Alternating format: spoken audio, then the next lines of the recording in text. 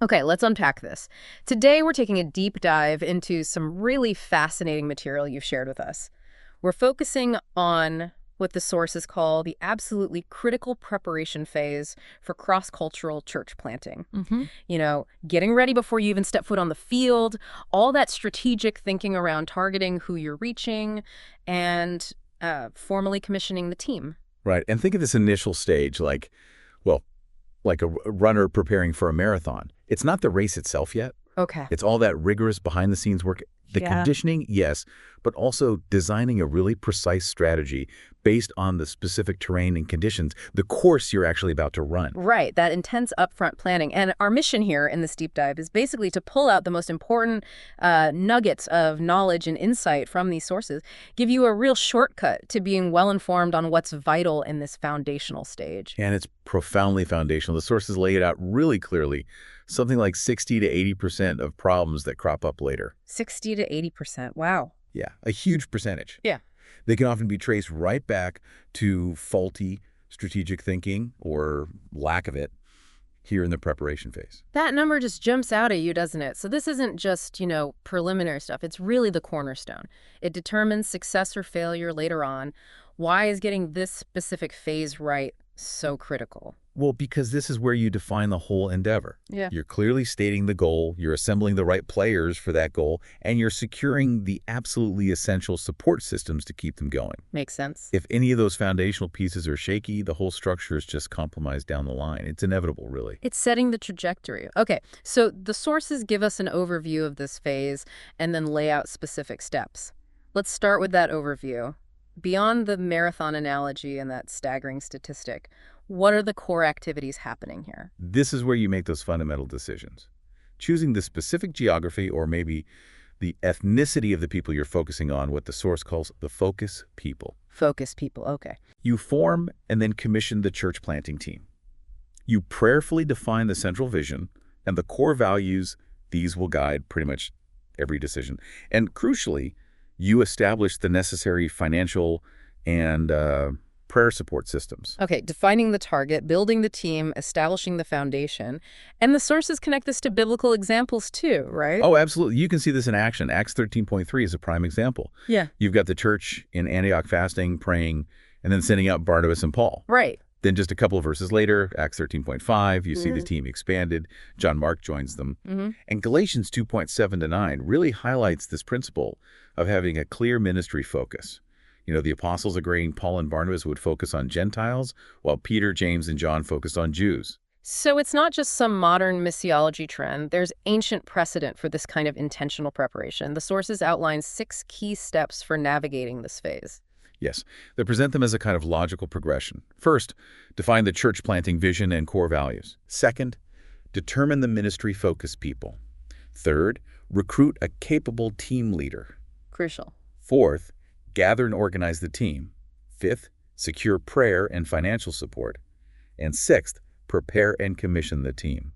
And alongside those steps, the sources highlight some critical issues too, almost like potential pitfalls or things you need to watch out for across all the steps. Exactly. They point out 5 critical issues. 1, ensuring everyone's genuinely on the same page about the vision, the values, and who the focus people actually are. Agreement is key. 2, getting the right leader in place. They really flag this as a major failure point if you get it wrong. 3, building your actual strategy on Indigenous principles involving cultural advisors right from the start. Makes sense. 4, committing to thoroughly learning the local language and culture. The sources call this the first ministry. And 5, assembling a genuinely healthy team that can actually work together effectively. Those critical issues seem deeply intertwined with the steps, don't they? Like if you stumble on one issue, it could undermine several steps. Let's dive into the first key step then. Defining the vision and core values. You mentioned defining the goal earlier. What specifically is a vision in this context, according to these sources? Well, they describe vision as a conceptualization of a preferred future, something the group is actively striving towards. And it can range, It could be very specific, quantifiable, like aiming to plant X number of churches in Y years. Right. Or it could be more nebulous, more dreamlike, a vision of a movement transforming a whole community. And for Christian mission work, where should that vision come from? Is it just brainstorming? No, the sources are very clear on this. It absolutely must be rooted in the Great Commission and the Great Commandment. And critically, it has to come from God's purpose for that specific time and place, not just human ambition or, wishful thinking. Okay. It's communicated by the Holy Spirit to those who are seeking Him. So it's fundamentally a spiritual enterprise, shaped by prayer, study, consultation, but also allowing for creative energy and imagination in how you articulate that God-given vision. So it's much more than just writing a mission statement. It's a process of spiritual discernment. What's a significant danger the sources warn about here? A major pitfall is just copying a vision that works somewhere else entirely, in a different context. Ah. A vision has to be specifically shaped by the Holy Spirit for that particular situation, which means it needs deep cultural understanding. It needs input from cultural mentors who really get the local context. What works in one place might just completely fail in another. That really highlights the need for flexibility then. It sounds like it's not something you just decide once, check the box, and move on. Not at all. The sources really emphasize that vision development is a continuous process. They use this analogy of a navigator charting a course across an ocean. Okay. You know your destination, but winds, currents, storms, they constantly push you off course. So it requires constant checking, constant review, adjustment. And that demands humility, sincerity, flexibility, openness to changing conditions. You can't be rigid. That maritime analogy really captures the dynamic nature of it. The material also brings up this idea of a multiplication movement mindset. How does that connect to the vision? This is a crucial insight, especially for cross-cultural work. It means looking ahead, right from day one, to Indigenous churches. Churches that are reproducing using local people, local resources. On day one. Yeah. It's about planning from the very beginning to include local disciples and workers, not just as sort of recipients, but as decision makers in the control room, as the sources put it, which means the apostolic team, the outsiders, they need a deliberate phase-out strategy. A phase-out strategy right from the start. That feels a bit counterintuitive when you're just trying to get things going. It does, but it's fundamental if you want to build something truly Indigenous and sustainable. Now, ideally, you might have Indigenous leaders on the team from the get-go, but in really pioneer settings, that's often not possible. So the missionary team has to have this progressive strategy, developing local leadership, intentionally empowering local people, changing their own roles over time, all with the clear goal of leaving local leaders fully in charge. They use some strong analogies for that transition, don't they? They do. Stefan's quoted using the analogy of granting a certificate of maturity, like how Paul carefully nurtured and prepared local leaders before he moved on. And Saint describes the apostolic team as functioning like temporary scaffolding, absolutely necessary for construction, but it's not part of the final finished building itself. It has to come down. So the vision itself needs to have that baked-in goal of empowerment and multiplication, driven by a deep belief that the future growth of the gospel there really belongs to the national church. Exactly. It echoes that beautiful quote from Archbishop Oscar Romero. The sources include, "We are workers, not master builders, ministers, not messiahs. We are prophets of a future, not our own." It's about faithfully laying seeds, doing your part well, knowing it's inherently incomplete, and trusting God's grace to bring the full harvest through others, through the local church. That puts the foreign workers' role into such clear perspective. So the components of this vision are, well, a God-initiated, progressively discerned picture of a preferred future that guides strategic choices. How does this vision affect the different types of church planters? Well, the vision might naturally lean towards different planter types, pastoral, apostolic, catalytic. If the vision calls for an apostolic approach, for instance, the leader has to understand their primary role is foundation laying. They've got to be actively planning and working towards transferring responsibility to a local team. Okay. So leadership development isn't just some side task. It becomes a fundamental piece of the vision itself. And the desired outcome, the vision's end goal, should always include reproduction, right? Churches that are viable, healthy, Indigenous, self-supporting, and interdependent. Yes, absolutely. The vision needs to build that reproduction DNA right from the start, thinking about reproducing disciples, then small groups, then workers, and eventually second and third generation churches.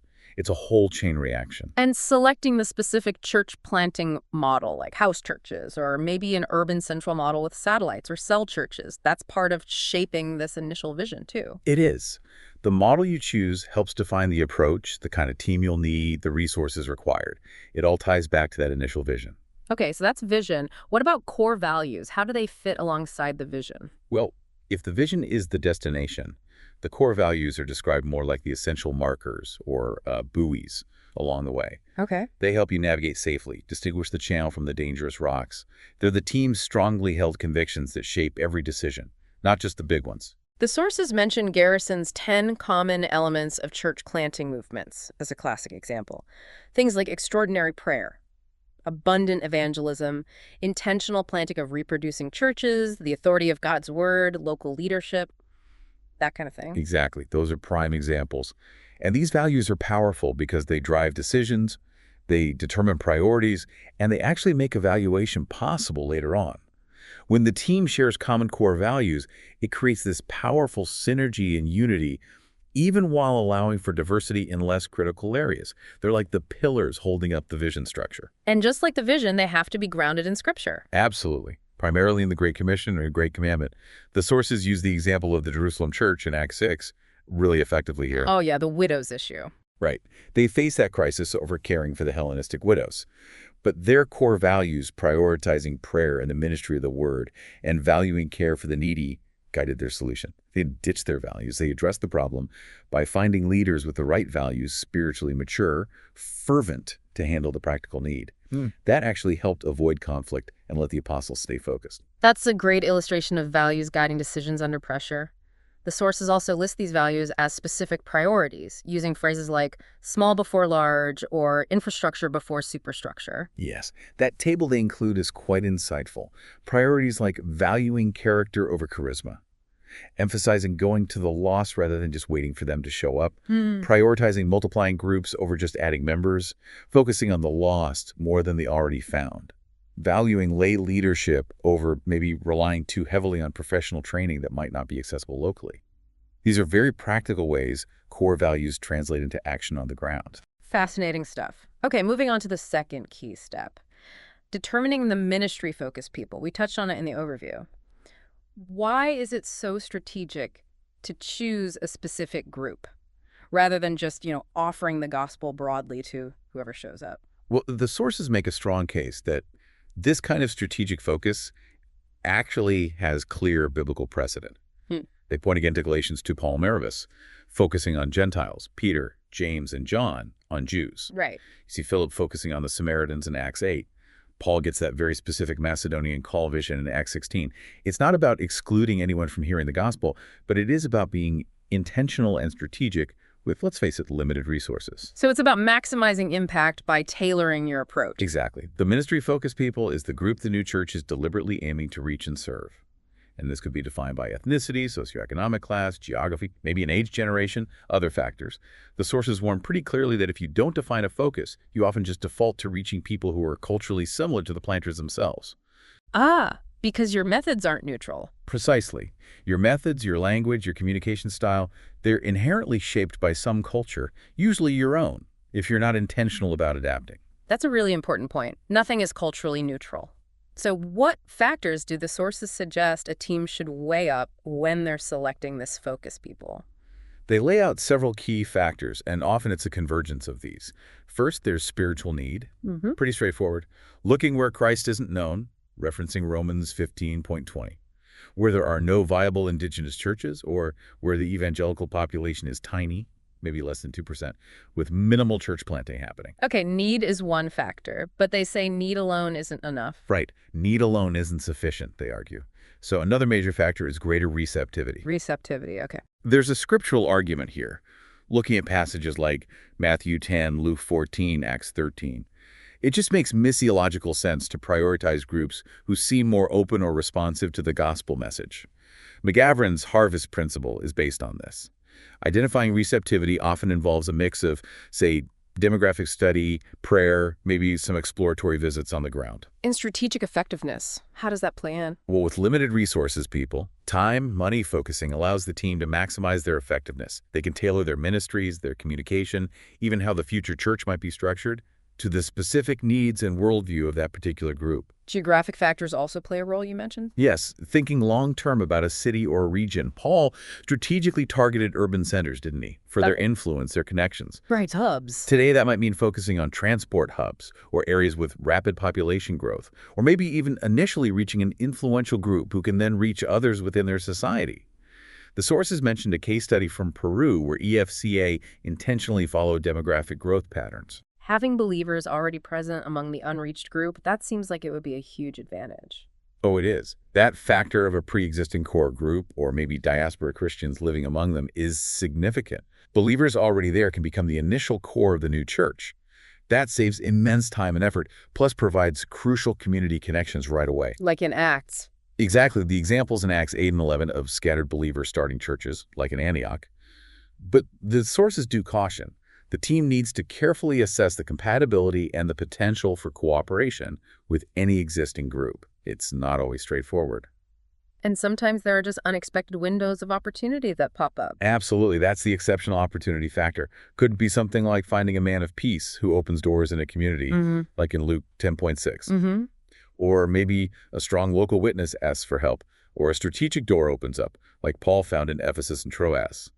The sources mention the dramatic example of the fall of the Iron Curtain, a sudden huge window of openness, though sometimes temporary. Right, those can close again. Exactly. They also share a fascinating case study about a rural Quebec newspaper ad just looking for a minister, and that led directly to a new church plant. You have to recognize these windows and act on them because they might not stay open forever.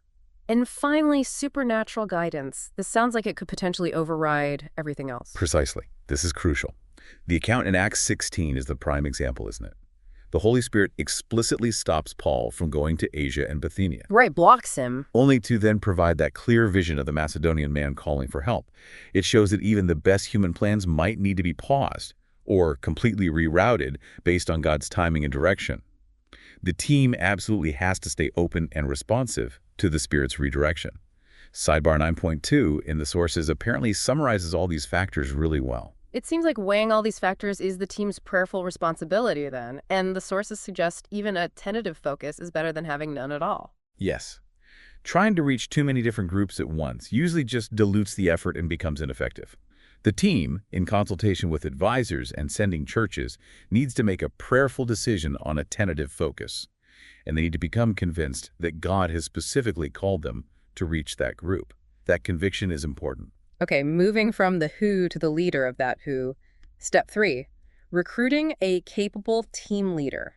The sources are pretty blunt here. Choosing the wrong leader is flagged as a major reason church plants fail. Yeah, it's emphasized as one of the most critical decisions they'll make. The sources strongly advocate finding a proven leader, someone whose track record actually demonstrates effectiveness, and, just as importantly, someone who fits the culturally appropriate profile for leading this specific effort. Chapter 15 apparently dives deeper into leader competencies. What's the leader's key job in this early preparatory phase? Their primary role right now is casting the vision, keeping the team unified around that vision, and ensuring everyone stays focused on the mission and the chosen focus people, holding it all together. And ideally, that leader would be a cultural insider, or at least very comfortable operating in the target culture. Yes, ideally. The sources point out that church history often shows God using outsiders primarily to reach their own people eventually. They mention the example of Redeemer NYC, which intentionally focuses on identifying and recruiting cultural insiders for their global church planting efforts, like Albarth in Europe. Why is that so advantageous? Because that approach allows the emerging church to take on a more genuinely indigenous shape right from the very beginning. Now, if a national leader isn't available initially, the leader should at least have significant experience in that specific culture, or maybe in very similar contexts. Cross-cultural aptitude is key. The sources also suggest that apostolic planters are often uniquely suited for this cross-cultural pioneering work, maybe more so than pastoral planters. Why draw that distinction here? Well, apostolic planters are described as being sort of culturally adept spiritual entrepreneurs. They're typically skilled at leading teams, they have a strong preference for seeing national leaders step up and take prominence, and they fully accept their own role as foundation layers. They plan to transfer leadership and eventually move on. They work through emerging national leaders. And pastoral planters. Pastoral planters, especially maybe those coming from long-term settled pastorates, might find that transition to this pioneering, temporary leadership developing role more challenging. There's a risk they might inadvertently revert to a more traditional pastoral mode, which could actually hinder Indigenous leadership from developing as quickly or fully. It's a different skill set, a different mindset. That clarifies the different skills needed. Okay, so once you have the leader, step 4 is gathering and organizing the rest of the team. What's the lead planter's main job now in this team gathering phase? In this foundational phase, the lead planter's primary focus really shifts to being a team builder. They're modeling best practices, evangelism, disciple-making, but crucially, they're training others on the team to do the same.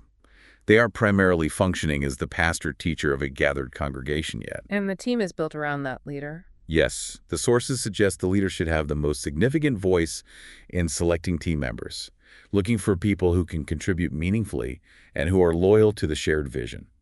Consultation is always wise, of course, and trial periods can be really helpful to make sure there's a good fit before making a long-term commitment. The material recommends keeping the initial team lean and highly committed with high standards. They even cite examples from Deuteronomy and Judges about selecting only the committed people. Why lean? Why not a big team? Well, a large team can sometimes be strategically cumbersome and maybe even culturally overwhelming in a new setting. Keeping the initial team lean intentionally creates space and necessity for local believers to develop greater roles and have stronger voices in leadership as they come to faith and mature. Right, leaves room for them. Exactly. And high standards are essential because, frankly, the inability of team members to work together effectively is cited as a major cause of church planting failure. Team health is paramount. Team members need those foundational evangelism and discipling skills, but also complementary qualities, you said. Right. They need to complement the leader's gifts. They need to bring skills specifically needed to develop, empower, and coach local leaders towards maturity and taking responsibility. And the team composition also needs to align with the type of church planting model you've chosen. How so? Well, an apostolic approach probably needs more entrepreneurial and evangelistic skills on the team. A model focused more on establishing core ministries might need different competencies. Clarity on the model helps guide who you recruit. And when assembling the team, the sources advise organizing based on gifts and abilities, not just, say, personality or who gets along best. Absolutely. It sounds counterintuitive maybe, but teams with very similar profiles often end up having more conflict over roles and approach. Whereas complementary profiles, people with different strengths that fill needed roles, tend to be much more productive. Makes sense. The sources list key roles that often complement the leader. Maybe an evangelist gatherer, a teacher trainer, someone strong administratively, a mentor, counselor type helpers. The leader's role then is to delegate effectively, empower people in their strengths, facilitate collaboration, and really avoid the trap of micromanagement. Okay, you've got the vision, the focus people, the leader, and the team starting to form. Step 5 is securing prayer and financial support. The sources describe these as crucial twin support walls. Powerful image. Yes, it really is. Like the strong, stable walls of a house that the whole structure rests on. Church planting is inherently a cooperative effort, isn't it? It requires unity, pooling resources. And the sources note that having clearly identified those focus people actually makes raising support significantly easier. Potential partners know exactly who and where their support is going. Let's talk about prayer support first. It's called essential and cooperative. Yeah, non-negotiable, really. We saw the Antioch church sending Paul and Barnabas off with prayer and fasting in Acts 13.3. And importantly, they reported back to that praying church in Acts 14. Paul himself repeatedly asked other churches for prayer. Look at 2 Corinthians 1, Ephesians 6. The sources highlight the documented historical impact of corporate prayer in missionary advance. They mention the Moravians' incredible 100-year prayer vigil. 100 years. I know. And Jonathan Edwards' famous call back in 1748 for concerted, extraordinary prayer for revival and mission. So prayer isn't just, spiritual window dressing on the real work. It's core to the strategy. It absolutely is. The sources stress that it infuses both the spiritual dynamics and the human strategy. It's explicitly associated with spiritual battle. You need faithful intercessors. You need a prayer team that can be actively mobilized when needs arise. Right. The axiom the sources provide is quite powerful. Right. No church planting movement will rise above the prayer ministry of those involved. Full stop. The case study of Pandita Ramabai in India and the revival sparked through her prayer circles is presented as a compelling illustration of this very principle. You need committed prayer partners, you need to communicate needs, and you need to report back answers. What about the other wall, financial support? The sources say poor planning here can really undermine a project. Yes, it's cited as a primary cause of failure in many contexts, particularly in places like Latin America, according to one source. Now, while a lack of funds can certainly teach dependence on God, and there's that great Ernesto Zavala quote about God's business being in the hands of failing men needing to come naked before God daily, that dependence on God doesn't excuse irresponsibility in planning. Planters need a reasonable, viable plan for their own family support. 1 Timothy 5.8 applies. So what are the main options for financial support the sources discuss? They outline three major options. One, full-time secular work, which is often necessary in creative access countries. Two, raising full financial support beforehand, which allows for a full-time ministry focus. And three, a bivocational approach, working a secular job part-time and raising partial support. For cross-cultural planters specifically, is there a generally recommended approach? Typically, yes. Cross-cultural planters usually aim to raise most or all of their financial support at home before they deploy. This provides stability, obviously, but crucially, it prevents them from being financially dependent on the new local church or the community they're trying to reach. That seems really important for the health of the new church. It's vital for the health and the eventual independence of that future church. Plus, in some places, it might be necessary just to show the local authorities that you aren't taking local jobs. Paul's example as a tent maker comes up here again, right? Supporting himself sometimes. Yes, exactly. Paul worked as a tent maker, but he also received financial gifts from established churches like Philippi. The key point the sources draw is that he could have asked for support from those he was discipling. 1 Corinthians 9 makes it clear ministers have that right. Right. But he deliberately chose not to, for strategic reasons. What were those reasons, according to the sources? Three key things mentioned. One, he didn't want to be a financial burden on these brand new believers. Two, he wanted to give opponents absolutely no pretext to criticize his motives, suggest he was just in it for the money. And three, he wanted to set a positive example of hard work and diligence. And this is presented as a really healthy pattern for cross-cultural workers today. Be willing to support yourself if necessary, model hard work, and avoid financial dependence on the new disciples. That also facilitates a non-dependent departure when the time eventually comes for the team to phase out or move on. And in those creative access countries, the secular work, the tent making, can even provide the platform for ministry contacts. Exactly. Though the sources do acknowledge the bivocational approach, juggling two lines of work can be genuinely stressful and demanding. But the ultimate goal, however the support comes initially, is always for the local disciples to mature in stewardship and eventually take on the financial responsibility for the work themselves. Chapter 18 apparently covers that transition later. Beyond the ongoing support for the team, there are also initial setup costs, right? Getting started. Yes, absolutely. Travel, getting settled, maybe renting a place, launching initial ministries.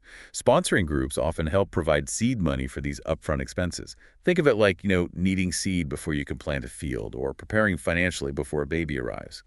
Proverbs 24 and Luke 14 are referenced regarding counting the cost. And the ongoing costs. The ongoing operational expenses, things like rent for meeting spaces, maybe local worker salaries down the line.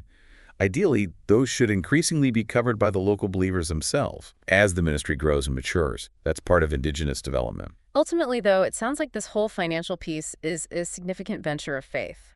Dependence on God's supply is paramount. It absolutely is. God is the ultimate provider.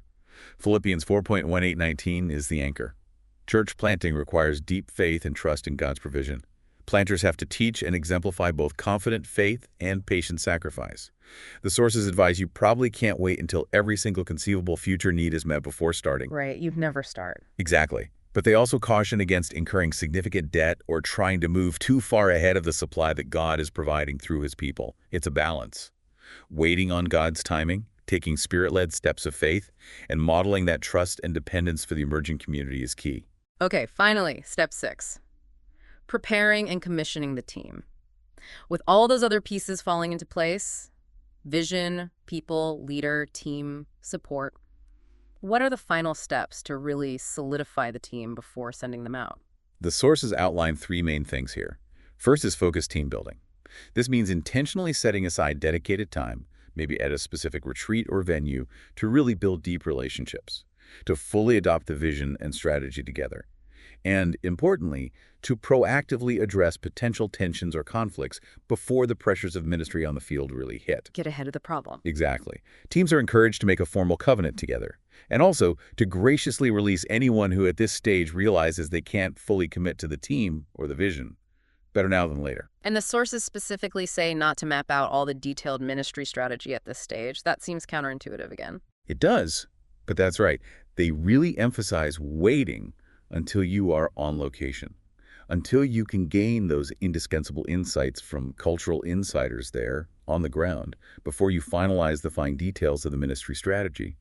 Planning too much, too specifically, too early without that local input is seen as another potential pitfall. You need that contextual wisdom. Okay. The second step is addressing deficiencies in preparation. What does that involve? This means rigorous, focused attention on thorough language learning, deep cultural understanding, and building a strong biblical foundation for the work. For cross-cultural workers especially, mastering the language and understanding the culture is called the first ministry. It requires significant, dedicated effort, not just picking it up as you go. Not an afterthought. Definitely not. Even for planting within one's own home country, the sources stress that demographic and cultural study of the specific focus community is still essential. They highlight Paul's own extensive preparation time before his major missionary journeys as a kind of model. And the third culminating step is commissioning the team. Yes. This is presented as an event with great spiritual and practical value, again pointing back to Acts 13. The sending group, whether that's a local church, a denomination, an agency, formally pledges its ongoing prayer, financial, emotional, logistical support to the team going out. A public commitment. Exactly. And in turn, the team commits publicly to faithfulness in the task they've been called to. Often, a team covenant might be read aloud. It's a time to celebrate the call, but also to acknowledge together both the joy and the potential difficulties that lie ahead. Realism is important too. And the laying on of hands often happens here. Yes, church leaders lay hands on the team members, just like in Acts 13.3. This isn't just ceremony. It's presented as a solemn charge to service, a powerful symbol of consecration for the task ahead, and also an invocation of God's blessing and protection upon them. It's meant to be understood as an intimate pledge of ongoing support and partnership between the sending community and the team being sent, much more than just a formality. So what does this all mean? We've covered a lot of ground here. We really have. We've taken a deep dive into this incredibly extensive and multifaceted preparation phase for cross-cultural church planting. We've seen just how crucial it is potentially preventing, 60 to 80% of problems down the line? Yeah. And how is this intricate blend of spiritual discernment to really align with God's vision, but also sharp strategic thinking to choose the right focus and approach. Plus careful planning for the team and resources and very intentional relationship building, both with supporters back home and within the team itself. We covered everything from casting that God-initiated vision and identifying those non-negotiable core values to strategically selecting the specific people group you're called to reach, building the right complementary team under proven leadership, securing those vital twin support walls of prayer and finance, and then finally intentionally preparing and formally commissioning that team for the work ahead. Yeah, and we touched on the absolute necessity of prayer. It's not optional. The strategic implications of different financial support approaches, like Paul's tent-making model, the importance of cultural fit and leadership, and that really key idea that the apostolic team functions as temporary scaffolding, always building with the end in mind, planning for indigenous leadership to take the reins. This isn't just about executing a task list. It's deeply rooted in seeking spiritual direction, careful, flexible planning, and building for a future that extends far beyond the initial planters themselves. You know, thinking about this whole process, how it demands such thorough, spirit-led, strategically flexible, and relationally intentional preparation for something as significant as cross-cultural church planting. It really raises an important question, doesn't it? If this level of preparation is considered vital for that kind of endeavor, what might that suggest about the kind of preparation we might need, or maybe often neglect, for any significant undertaking we feel called to pursue in our lives or ministries? Something to mull over.